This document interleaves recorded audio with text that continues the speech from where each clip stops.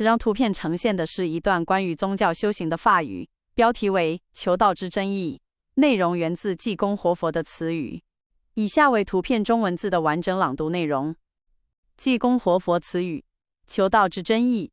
求道就是求回天的一条明路，求出生死的一条路。求道就是找到生命的真我，求道就是找回生命的真我，求道就是要回复本来灵性的光明、清净、纯真、纯善、纯美的性灵。